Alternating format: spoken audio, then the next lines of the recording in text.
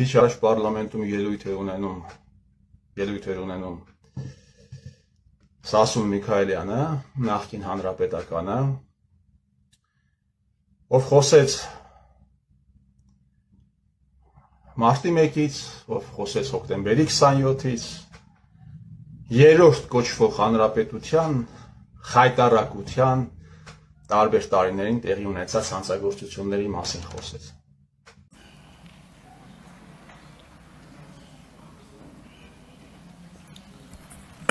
Շնորհակալություն, հարգարժան նախագահ, հարգելի պատգամավորներ, սիրելի ժողովուրդ։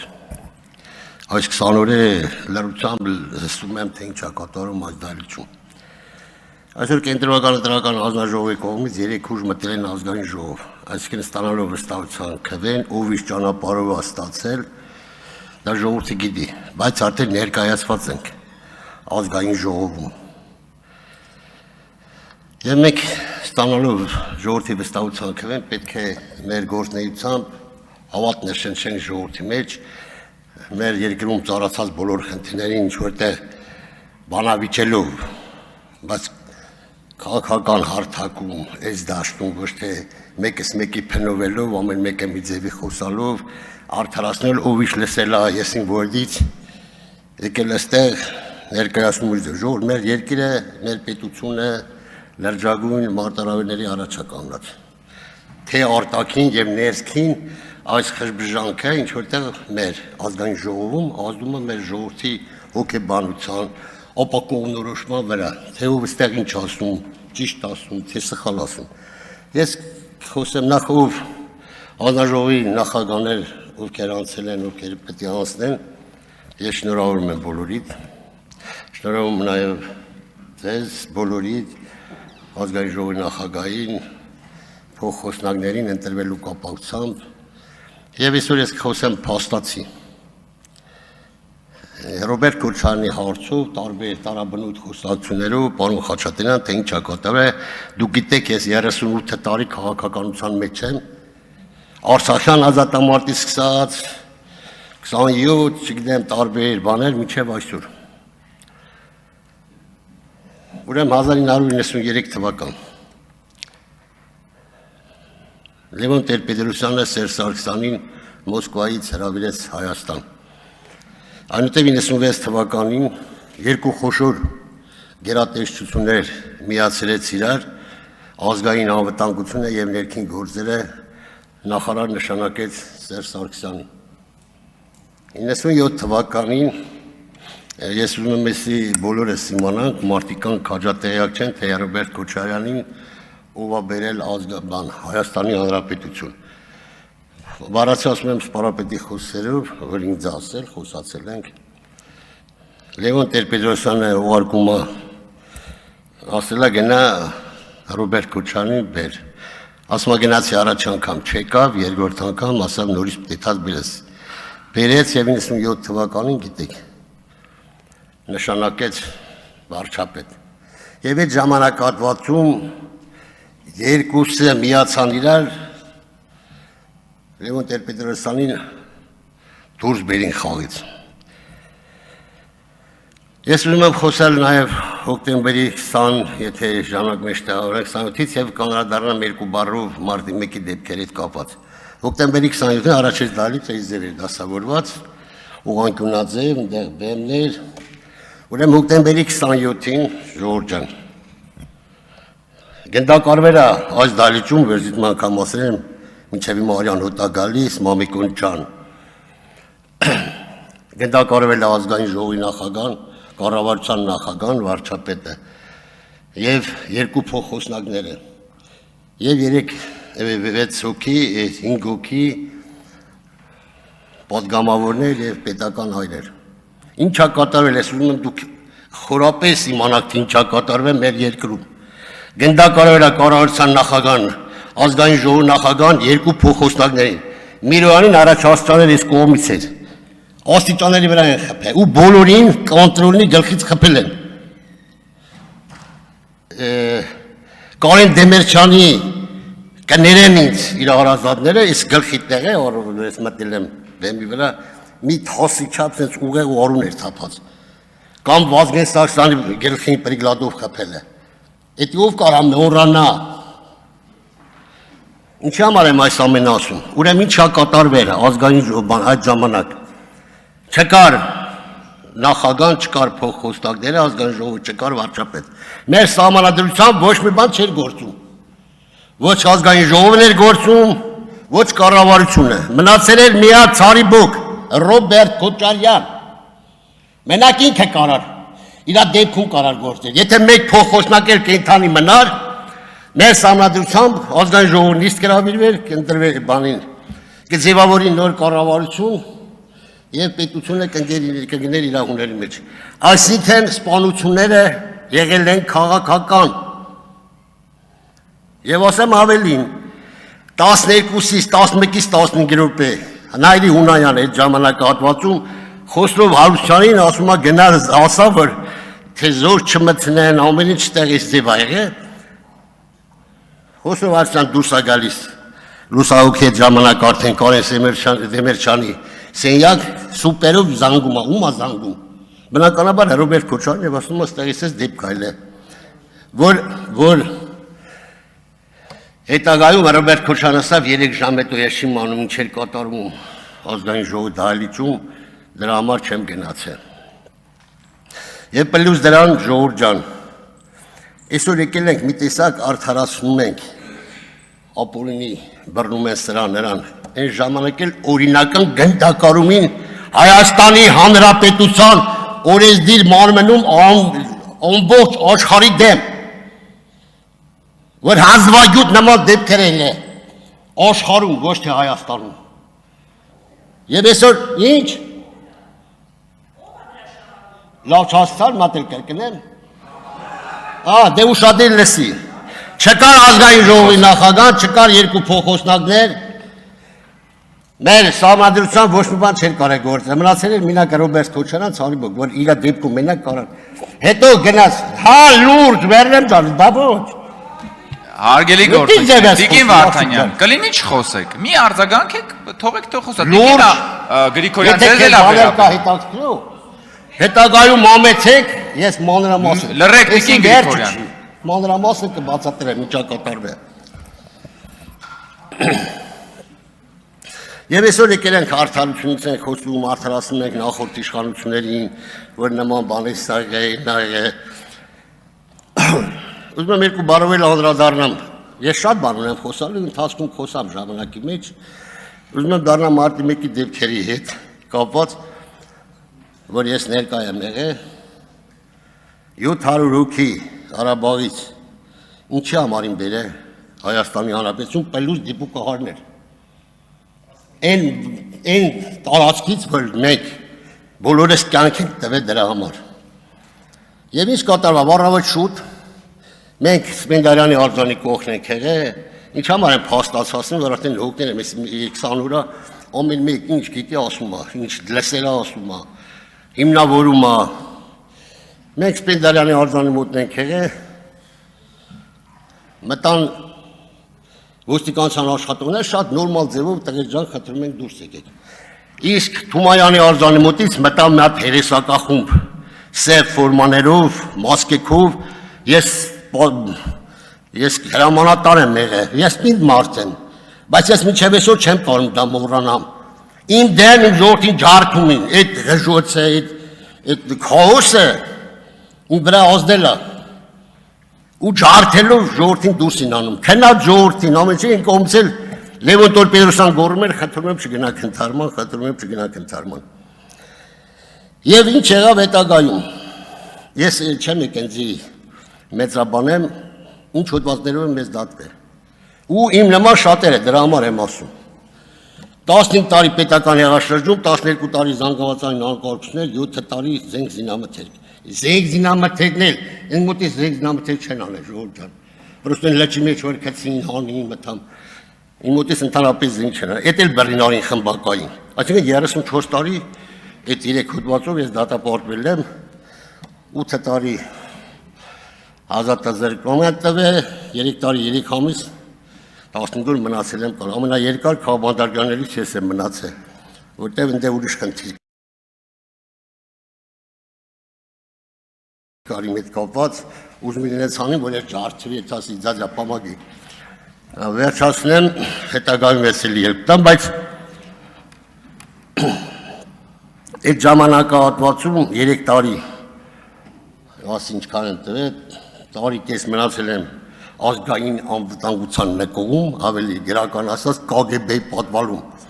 Եվ դրանից հետո բերել են ՑԲ Իվան Դանոսը։ Հիմի Ժորժ ջան, մենք եկել ենք ստե ներքի չարած ասին, մեր երկիրը խնդիրներ ունի։ Կարանք համախմբենք, ամեն մեկս կարամ թե մի րոպե ավելացնենք, կներեք Ժորժ։ Պարոն Միքայելյան, 40 վայրկյան կավելացնենք։ 41, լավ։ 41։ Ուզում եմ մի հատ բան կարդամ, որովհետև ինչքանով հավաստի, որոշ տեղեկությունների համաձայն հոկտեմբերի 27-ը տեղի ունեցել արտաքին ուժերի կազմակերպմամբ 2005 թվականի ավլին հրադեպ պետանվտանգության նախկին փոխգնդապետ Ալեքսանդր Լիտվինենկոն ոսեմ ադրբեջանական շաբաթ հերթում հարցարություն է տվել, որ հոկտեմբերի 27-ին հանցանքը ռուսական հատուկ ծառայությունների ավելի շտույկ գլխավոր հետախուզության վարչության կողմից է եղել, գրողի կողմից։ Ըստ նրա այդ հատուկ գործունեությունը ռուսական քաղաքական ղեկավարությունը հնարավորություն տվեց կանխելու Ղարաբաղյան կարգավորման համաձայնագրի ստորագրումը։ Խաղաղ գործընթացը հասկացանք, վերջացնեմ։ Խաղաղ գործընթացը զարգանում էր հրդեհի վերահսկողությունից դուրս, ինչը եւ դրանց հրդեհ հատուկ ծառայություններին իրականացնելու հատուկ գործողությունը տեղի ունեցավ Հայաստանի Հանրապետության խորհրդարանում։ Ժորժ ջան, ես Պարոն Միքայելյան, խնդրում եմ ամփոփել։ Ես դրանից հետո շատ խոսամ, փաստացի խոսամ, թե ինչ է կատարվել մեր երկրում եւ ուր ենք ասել, պլյուս դրան մեզի իշխանության բերել են Ռոբերտ Քոչարյան եւ Սերժ Սարգսյան։ Իրանց գործնեությամբ մենք եկել ենք իշխանության զզվում են ատելության այդ մտնոլորտին ձևավորել Հայաստանի Հանրապետությունում եւ մենք եկել ենք։ Ուզում եմ ստե երիտասարդներ կան, Ժողովուրդ ջան, մենք պետք է մեր պետության մասն արտաքին բաներ կան, տարբեր բան, բնականաբար միշտ եղել է։ Բայց պետք է մենք գիտակցենք, գանք մեր դաշտ, մեր Հայաստանի Հանրապետությունում կարգ ու կանոն հաստատվեց, արտաքին եւ ներքին մարտահրավերներին կարողանա դիմանալ։ Շնորհակալություն, պարոն Միքայելյան։ Շնորհակալություն։ Մենք ձեզ կսպասենք ավելի հաճախ ելույթ ունենալիս, հարգելի Մարտի 1-ի մասին է խոսում Սասունը եւ ասում, որ 700 արցախցի են բերել եւ բաց թողել ժողովրդի վրա ինքը, որ տեսել է պատերազմներ, բաներ, մոտավորապես է մեջ բերում, իր սիրտը թուլացել է, թե ինչպես են այդ գալավարեզները հարձակվում ժողովրդի վրա։ Սասուն Միքայելյան, Փաշինյան Նիկոլը մարտի 1-ին Հայաստան բերված զորքերի պատասխանատուների նկատմամբ իրականացրել է ֆինանսական խոշորամասշտաբ ծառայություններ։ Այդ զորքերի հրամանատարները տասնյակ, 10-ից ավել միլիոն դոլարներ փոխառություններ են ունեցել, պարտքեր են ունեցել Արցախի ներդրումային հիմնադրամին, այսինքն Հայաստանի Հանրապետության կառավարությանը, Արցախի ներդրումային հիմնադրամի գումարները որտեղից էին գոյանում Սասուն Միքայելյան։ Հայաստանի Հանրապետության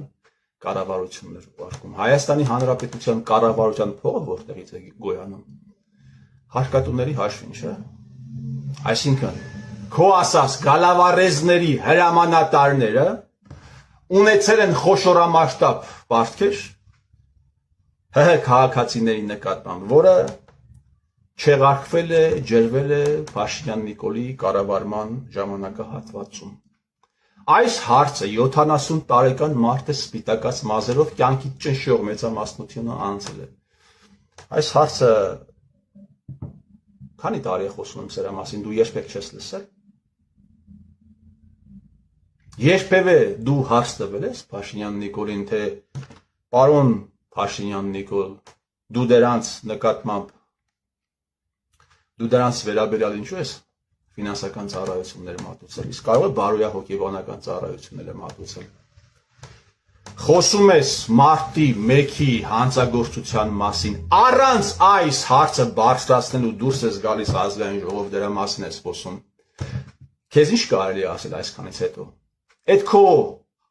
հայտարարությունները ազգային ժողովից, այս խոսքը, այս ամենը մնալու է, չի ջնջվելու։ Այս ամենի մասին եւ դու պիտի պատասխան տաս եւ ես պիտի պատասխան տամ։ Այս խոսքի համար դու ամոթ չես անում Միքայելյան Սասուն։ Ամոթ չես անում։ Դու հիմա կամ դուք Նիկոլ Փաշինյանը այսքանից հետո մարտի 1-ի դեպքերի ժամանակ որ կողմից է եղել։ Ժողովրդի կողմից է եղել, թե Սերժենց կողմից է եղել, Միքայելյան Սասուն ում կողմից է եղել։ Ժողովրդի կողմից էր, բայց ժողովրդի վրա կրակողների նկատմամբ ֆինանսական ծառայություն է մատուցել։ Բա ինձ ինչու չմատուցեց Միքայելյան Սասուն ֆինանսական ծառայություն։ Խոսք է գնում միլիոն 10-ից ավել միլիոն դոլարի մասին է խոսք է գնում միայն 2 դրվագով։ Խոսքը վերաբերում է Օգանովսկուն, խոսքը վերաբերում է Գագիկ Սարգսյան։ Օգանովսկին պատասխանատուներից մեկն է եղել եւ Գագիկ Սարգսյանը Սպեցնազի Գագոն, ով հանգիստ հիմա շրջում է Երևանում, ինձանից էլ, քեզանից էլ եւ նա լավ են ապրում։ Այս հարցով պիտի բարձրացնի։ Ընդդիմությունը չի բարձրացնի, բնականաբար դու եք չես բարձրացնի։ Մարտի 1-ի քաղաքական պատասխանատուների փեսեկը նույն ձեր կառավարման ժամանակահատվածում օրինակ Սերժի կրսեր փեսեն 50 միլիոն դոլար 50 միլիոն դոլար պարտք է ունեցել ներդրումային հիմնադրամին Միքայելյան Սասուն։ Հիմա դուք մարտի 1-ի ժամանակում կողմից եք։ Ժողովրդի թե Սերժի։ Ում կողմից ես եղել։ Գիտես, եթե այսպիսի ամորալություն իրեն թույլ տա, ասենք Նորընծա Նիկոլականը, որ նոր է դեպուտատ դարել, մի կերպ ուզում է տեղավորվի տաքուկ պաշտոն է տվել, միտեղ տեղավորվի, բանի, աշխատավարձ է ստանում, բայց դու կյանքդ ապրած մարդ ես, դու ամոթ չես անում, դու ամոթ չես անում, մարտի 1-ի քաղաքական պատասխանատուներից մեկը եղել է Հովիկ Աբրահամյանը, 20 միլիոն դոլար Արցախի ներդրումային հիմնադրամին պարտք է ունեցել, այդ պարտքը փակել է, Միքայելյան Սասուն, թե դուք սրա հետ կապ չունեք, եթե դուք սրա հետ կապ չունեք, դուք անմեղսունակ եք, ոնց կապ չունեք, ոնց կապ չունեք, Սերժի կրծեր փեսան, Հայկ Խաչատրյանը 50 միլիոն դոլար, Արցախի ներդրումային հիմնադրամ, էլ չեմ ասում, այն որ կողքդ մեկը նստած է, Նարեկ Կարապետյանը անուն ազգանունով, վերնագրով, օլիգարխի զարմիկը, Օլիզար, այն որ հա հետը խոսում ես, շատ ջերմ հարաբերություններ ունեք եւ իրար հակառակ եք։ Դրա հորոխբերն էլ 30 միլիոն դոլար է փող ունեցել, վարկ ունեցել, բայց արդեն ոչ թե ներդրումային հիմնադրամին, այլ Արջին բանկին, որը ջրվել է քո քաղաքական ղեկավարի, արդեն քո քաղաքական ղեկավարի ստորագրությամբ։ Ու դու մարտի 1 ես խոսում, ու դու մարտի 1-ի մասին ես խոսում։ Միքայելյան Սասուն, դուք գիտեք ինչ եք նման, դուք նման եք նրան, որ մերելների հաշվին փող են աշխատում, PR են լինում, ռեկլամ են լինում, ձեր բարբարով ասած։ Որտեղ մի մերել եք գտում, գնում ռեկլամ եք անում ինքներդ ձեզ։ Հոկտեմբերի 27-ի մասին ես խոսում, այն մի կողքը դել Քոչարյան Անդրանիկն է, չէ՞ նստած։ Քոչարյան Անդրանիկը, ով առաջինն էր, որը Թավշյա ոչ բռնի խեղկատակությունից հետո քաղաքականապես արդարացրեց Սերժիկ Սարգսյանին։ Ամենայն հավանականությամբ Քոչարյան Անդրանիկը մի բան է գրել, տվել է ձեռդ, ուղարկել է ամբիոնի մոտ, որպեսզի գնաս այնտեղ առանց հասկանալու կարծես, որ Լիտվինենկոն, ռուսները մարտի 1-ը սարքեցին, էս արեցին, են արեցին, էլ կարդում ես, ոչ թե մարտի 1-ը հոկտեմբերի 27-ի մասին է խոսքը։ Մերելտուն, հարստիկտուն, Լիտվինենկոն, Քոչարյան Անդրանիկն է ասում, մի հատ էլ ամենայն հավանականությամբ, շատ կզարմանամ, եթե իմանամ, որ այդ թուղթը ինքը չէր տվել քեզ, որ դու գնայր այնտեղից կարդայիր։ Նաիրի Հունանյան, Նիկոլ Փաշինյան կապի վերաբերյալ տեղեկությունների վերաբերյալ դու տեղյակ ես, այդպիսի բան չկա, Նաիրի Հունանյանը կապ չունեցել Նիկոլ Փաշինյանի հետ բացարձակապես։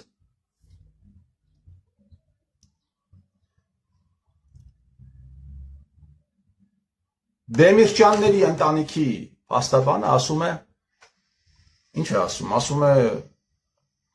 Նաիրի Հունանյանը եղել է ազգային անվտանգության ծառայության գործակալ, աշխատել է ազգային անվտանգության ծառայության հետ։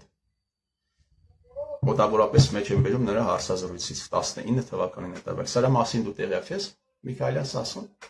չէ՞։ Ազգային անվտանգության ծառայության գործակալը մտնում է քո ընկերոջն է սպանում, դու ներկայացնում ես Վազգենին որպես քեզ ընկեր, չէ՞։ Եվ դու այս հարցի վերաբերյալ որպես падգամավոր Սերժ Սարգսյանին ինչ-որ բան է հարցեր չունես տալու քո ազգային ժողովի ամբիոնից ելույթ ունենալու ընթացքում հարցեր չկա։ Ընդհանրապես նմանատիպ դեպքերում բան է լինում, ինչ է տեղի ունենում այդ ոլորտի պատասխանատուները եթե չեն դատում նրանց կարիերայի վրա մեծ խաչ քաշում է ինչպես ստացվեց որ Սերժիկի դեմը բոլոր դռները բացվեցին դրանից հետո բացվեցին այնպես ինչպես Նաիրի Հունանյանի դեմն էին դռները բացվում Կալաշնիկովով մարդը քայլում է եւ նրա դիմացը բոլոր դռները բացվում են հետո պարզվում է ազգային անվտանգության ծառայության գործակալ է Միքայելյան Սասուն ինչպես օրինակ Արարատ Միրզոյանը ինչպես ձեր թիմակիցներից շատերը եւ դու ոչ մի հարց չունես այս պրիզմայով չես նայում չէ տեղի ունեցածին Լիտվինենկոն այսպեսի բան է ասել ասում է Քոչարյան Անդրանիկը 8 տարի իշխանության եք 8 տարի դուք իշխանության եք Ցմաներից Միքայելյան Սասուն ցմա դատապարտվածներից բազմաթիվ պրեցեդենտներ կա որ ցմա դատապարտվածներից հարցազրույց են վերցնում Կազմակերպեք թող Նաիրի Հունանյանը հարցազրույց տա Ինչու չեք կազմակերպում Հանրային հեռուստաընկերությունները ձեր տակը քրեակատարողական ծառայության այդ ամբողջ համակարգները ձեր տակը Նաիրի Հունանյանն էլ կարծես թե չէ Իշքան գիտեմ չի մահացել դուք այդպեսի տեղեկություն չկա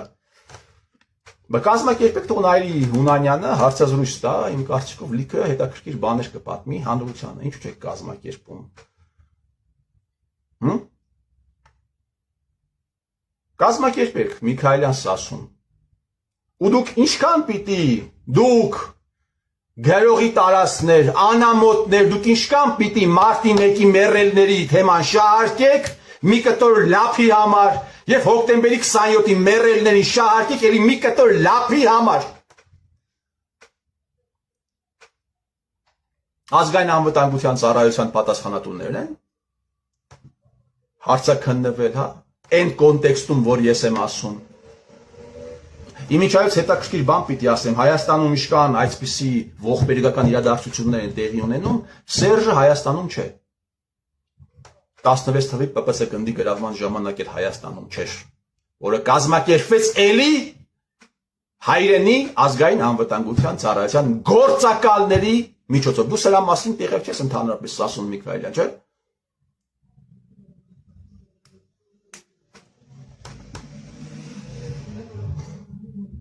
30 տարի անցած դեպքերի վերաբերյալ դուք պահում եք տվել եք լռության ուխտ եք տվել, օմերտա եք տվել եւ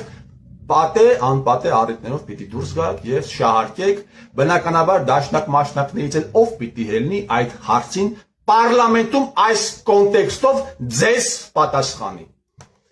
դաշնակ մաշնակները պիտի դուրս գան ասեն սա քաղաքական հետապնդում է նա է Մեր ղեկավարը սուրբ անձնավորություն է, նա այդ ամեն ինչ աշխատել է հալալ քրտինքով, հալալ քրտինքով է աշխատել։ Այսպես պիտի պատասխանեմ ձեզ, որպեսզի դուք էլ ձեզ մոտիվ տան ժամանակակից հայերենով ասած հելնելու դրած մեջքին։ Չէ՞, Միքայելյան Սասուն։ Ինչքան դու հանրապետական կուսակցության անդամ ես եղել, ես կարծում եմ մինչև հիմա էլ հանրապետական կուսակցության անդամ ես։ Ես կարծում եմ մինչև հիմա էլ Սերժը քեզ համար բացառիկ հեղինակություն է։ Մինչև հիմա, բայց այս ամենը բացահայտվելու է։ Այս ամենը բացահայտվելու է։ Ես իմ ասացի համար ես իմ արտաբերած ճշմարտացի խոսքի համար պիտի պատասխան տամ եւ տալիս եմ եւ զրկանքներ եմ կրում, դու էլ այդ ձեր տարածած կեղծիքների համար պիտի պատասխան տաս Միքայելյան Սասուն։ Կգա այդ օրը եւ ներքին գործերի նախարարը ամբողջը փաստացի կներկայացնի հայ ժողովրդին։ Այն ժողովրդին ում հեծել եք դուք փողերն եք ուտում, մոլորեցնում եք, այնպես ինչպես չի մոլորեցել ոչ մի սուլտան եւ ոչ մի շահ, այնպես ինչպես դուք եք մոլորեցնում։ Նիկոլ Փաշինյանը ասում է, ես ուզում էի բացահայտվեին հանցագործությունները, բայց մեր դատա իրավական համակարգը մեր դեմ դավադրություններ է անում, ասում է 10 րոպե, ասում է շնորհակալ եմ համակարգին։ Այդ նույն համակարգին համ շնորհակալ է, համ դավադրություններ է կազմակերպում, անմեղսունակ, միայն անմեղսունակը կարող է 10-15 րոպեների ընթացքում այսպիսի հակասական մտքեր արտահայտի եւ երկու միտքն էլ փորձի հիմնավորել։ Եվ դուք ենթարկվում եք սրան, Միքայելյան Սասուն։ Դու ենթարկվում ես սրան։ Դու ոնց գետինը չես մտնում։ Ոնց դու գետինը չեք մտնում։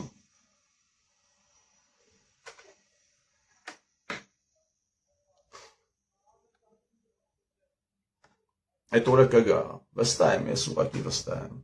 Ես ամեն ինչ անելու եմ այդ օրը հնարավորինս շուտ գա։ Որովհետև միայն ճշմարտության բացահայտման միջոցով կարող է շանս լինել, որ այս հողի վրա բացվի արև։ Ես ձեր տիրուշ մերը։